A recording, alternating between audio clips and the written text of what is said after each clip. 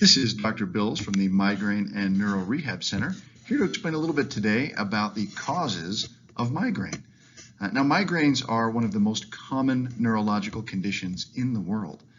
They affect upwards of around 25% of the population at different times. One of the questions we get asked all the time as people start to get better from their migraines is, why didn't anyone tell me about this treatment before? Well, to explain that, we need to understand just a little bit about what produces a migraine. Now, migraines have multiple components. So one of the first things we'll mention here is that migraines obviously have a neurological component. Now, the neurological component is the one that we think of most commonly. People will be sent to a neurologist to deal with the problem. And they'll be prescribed commonly medications that, like triptans. People are pretty familiar with things like sumatriptan, also known as Imitrex. Now, these medications cause constriction of blood vessels in the brain. Oftentimes, they'll also prescribe medications that are anti-seizure medicines. Now, these things can do a pretty good job of treating some of the symptoms. Unfortunately, you have to keep taking them forever. They don't really solve the problem. But there is a neurological component to migraines. The other aspect here is there's definitely a metabolic component to migraines. And so what we find is that about 90+% of chronic migraineurs tend to have a problem with the way that their body deals with sugar or glucose metabolism. So that has to be dealt with. There certainly is a psychological component to this.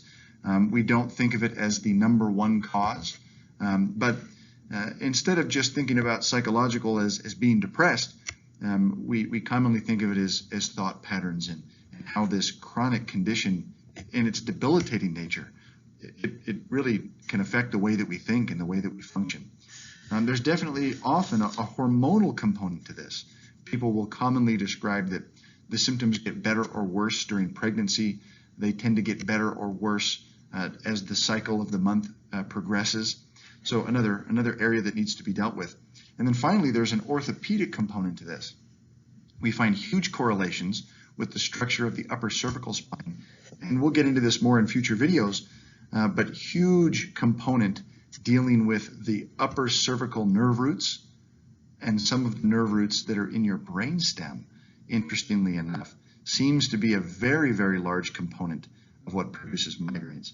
Now, when you see a picture like this, this kind of describes why traditional medical providers have such a hard time treating migraines.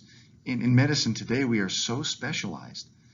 We'll go to school for years and years and become a neurologist or an orthopedist. And that means that we've spent all of our time focused on one of these areas. And because migraines are so multi-systemic, it's very, very challenging for one particular provider to be able to get to the root of this. And we find that each one of these areas, maybe contributes about 25% of the problem, give or take a little more, a little less. And if each one isn't dealt with, then we find that the problem just persists. And so at the Migraine and Neuro Rehab Center, that's one of our goals, is we've aggregated the experience specific to migraines in each one of these areas so that we can address these issues.